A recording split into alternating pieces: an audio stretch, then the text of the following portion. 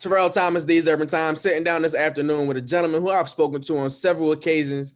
We've been in all throughout this nation when it comes to music and looking to perfect his craft and my craft and just grow in our individual individual crafts and talents.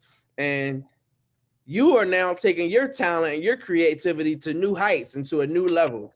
I want our audience to know I'm gonna introduce. When I met this gentleman, he was a hip hop artist. Going by the name of Queens. Of course, like I said, we built a relationship to damn near brothers from that time to like just helping each other grow. As a gentleman that I take his advice and the things that he says with a lot of love and respect. And watching you do what you're doing now and how you're impacting the careers and the lives of others through music is very, very dope. Ladies and gentlemen, directed by Irby, how you feeling today, good sir? I'm good, brother. I'm good, brother. That was a great intro, my brother. I feel honored.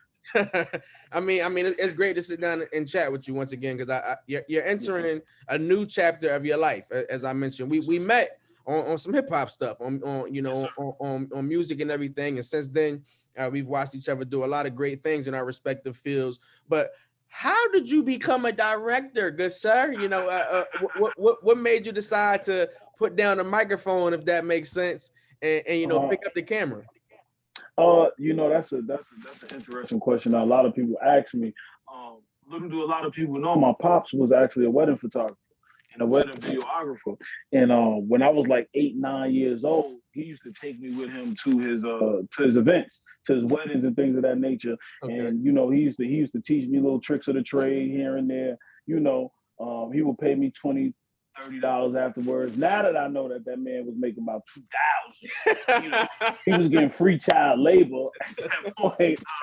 But my pops taught me that it was something that was handed down from him with a lot of work ethic, and it's just something I fell in love with. I actually went to school. I got my bachelor's degree in music business. So I was always doing the music thing, doing the hip hop thing, and then I ran into illegal situations where I had to change up a couple things, and when I came home, just was going through a lot of things of saying, how can I change my life? How can I do something that's productive? How can I, own my own business and things of that nature? One day it was either, own a recording studio or shoot music videos. So I went the music video route. So, yeah. What are your thoughts now being on the other side of the camera though? Like, what makes you different as a director? Being on the other side of the camera is crazy because you see yourself. You see everything that you embody. You see everything that you was fighting for. You see everything that you was mentally fighting for, spiritually fighting for, and creatively fighting for.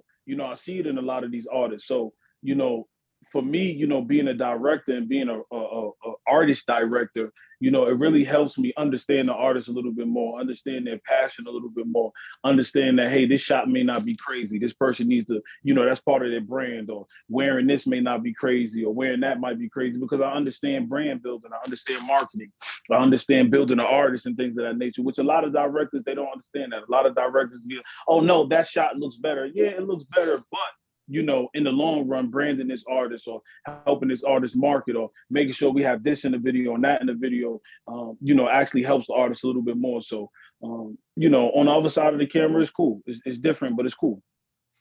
Of course, we're all influenced by something, or even if you're not influenced, you may study someone or somebody, depending on your craft.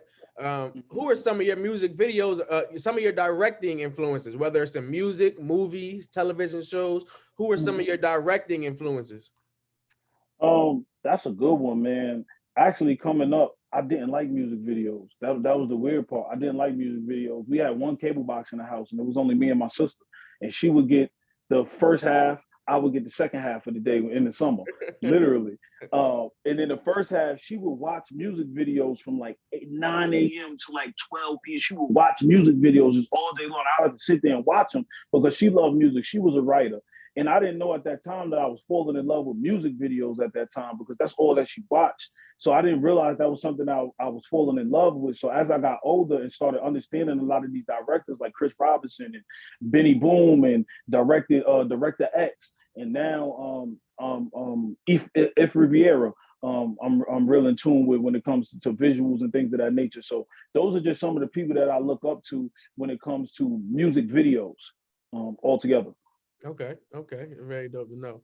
What do you think about the videos that are coming out today? Because that's interesting. You say you didn't watch them back when we was coming up. The music videos, they could be a million. It could be $1 million video, literally. Like they would right. major money and had major budgets Right. for the cinematic videos that they were making back in the day for the music videos. So what are your thoughts on music videos today? Oh, that's a hard one. And the reason why I say that's a hard one is because I understand that with generational change comes visual change, comes creative change, just comes change in general. But at the same time, I feel that the change of this generation or the independence of this generation of easily anybody can, now they're replacing music video with TikTok videos. That's sufficient for an artist nowadays. Like, hey, if we don't shoot this music video, we could just TikTok it. Or we could just stand on the porch and we could shoot it like this with whoever's camera and whoever's, whoever's iPhone or whatever you want to do with it. And to a certain extent, I get some visuals like that. To a certain extent, every visual doesn't need to be grand and things of that nature. But at the same time, I feel that it's an Achilles heel for work. And people are trying to get around work. People are trying to get around what it actually takes to get some of these shots or what it actually takes to do some of these visuals. And people forget that this is a revenue stream. Like people forget that this is you putting yourself out there.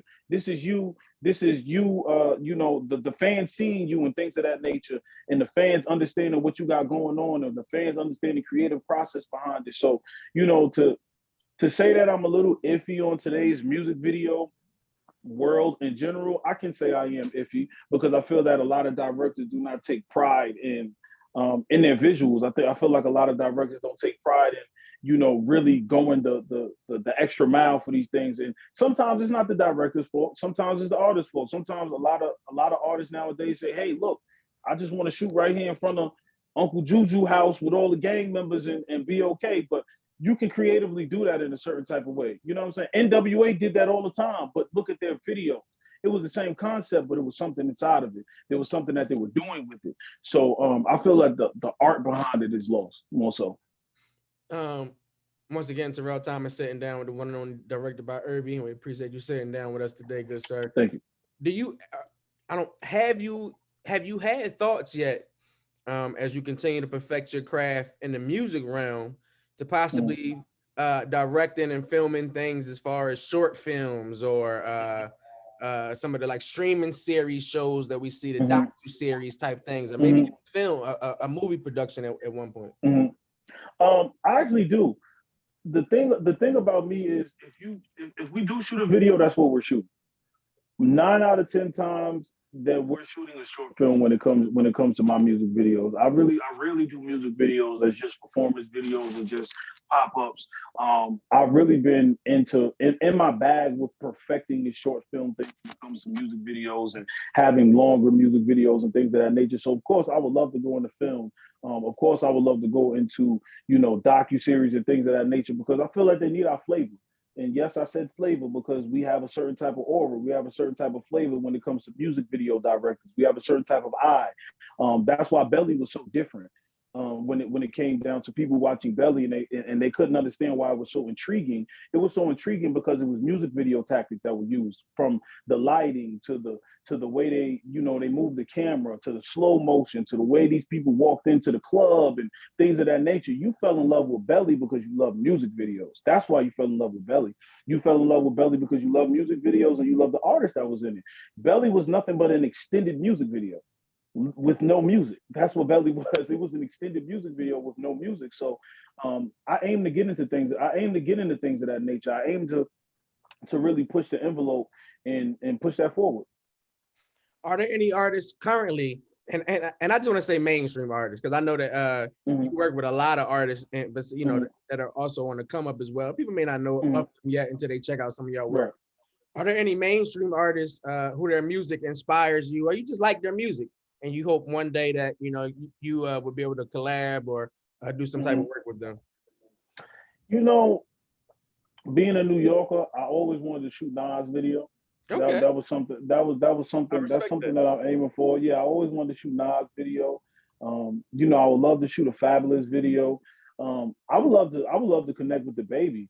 I think his videos, single-handedly changed the scope of videos not too long ago.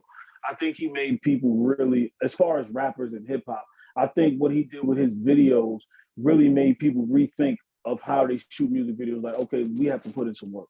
We have to do something a little bit different, because he came in hitting us with these 90s type of videos. And it was just like, oh,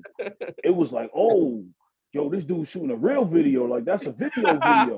Like, oh, I was like, oh, this dude he's not playing. And when you start, right, and it was, and when you start looking at a lot of these things, and I tell artists even now, you know, it's cheaper to shoot these big budget videos. You know, I think that these mainstream artists that I'm naming, they are still using crazy budgets, but it's not budgets that we can't accomplish, or things that we can't accomplish with a little creativity, or a little pizzazz or something like that. I feel that a lot of people think that things are not reachable for them, or things are not obtainable when it comes financially. And I tell artists now, yo, give me your craziest idea.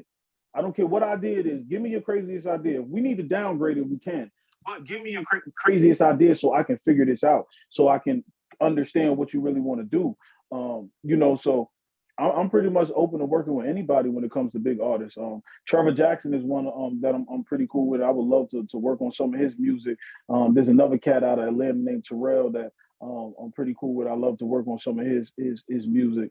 And I've actually been connecting with a chick out of Chicago, I believe. Her name is Sonia. I believe we've been going back and forth a little bit.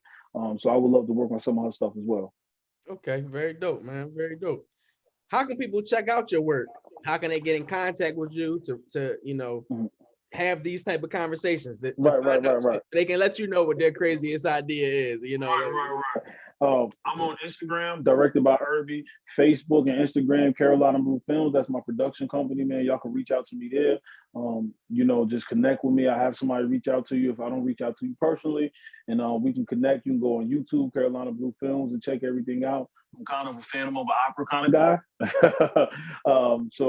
You know, it's not going to be a lot of stuff that's pretty much out there that I have my name and stuff like that on it, because I love to let the artists shine. I let them do what they do. I let them take the front wheel and things of that nature, because my job is to be in the background and make you look good. That's my job. You know, my job is not to be, you know, and excuse me, I'm not hating on anybody or mad at anybody, but my job is not to have my logo and everything in the front of your video with a big old 3-second clip of directed by Irby. It's not my job. My job is to shoot your video. My job is to present your video. I throw my name on it, but hey, you know, that's what we do. We work. What's your plans for the remainder of the year? What do you have as a goal, or something that you're striving to achieve before 2021 is over? Oh, that's a good one. Before 2020 is over, 2021 is over. Excuse me. I want to take an artist to the promised land. I want to be the one that somebody looks and a record label looks and says, you know what, that's the video that took him over. That's the one that took him to the next level. That's the one that they really put in work and they really did what they needed to do. And that be the one, you know, put somebody in position. I mean, that's pretty much my goal. I'm pretty much solid. I'm humble. I'm happy, you know, I'm happy where I am and things of that nature. So I just want to keep progressing and keep getting better and better every day. Irby, man, it's a pleasure to sit and chat with you, good sir. We're loving the direction in which you're taking yourself. No pun intended. As a director, you know, we're right. We're loving what you're doing there. Hopefully, as things continue to open up, we'll be able to sit down with you in person in one of these states out here. We'll catch you on the move and actually, you know, see you in action and catch you in work. Just one more time, though, please let our audience know how they can check you out via social media. Okay, social media, you can check me out at Directed by Irby, or you can check me out with my production company, Carolina Blue Films. It's spelled regular on everything. Reach out to us, man. Let's get some work done. Much love, good sir. Keep doing what you're doing out here, and we'll be checking in with you real soon. You know it, man. Appreciate you. All love.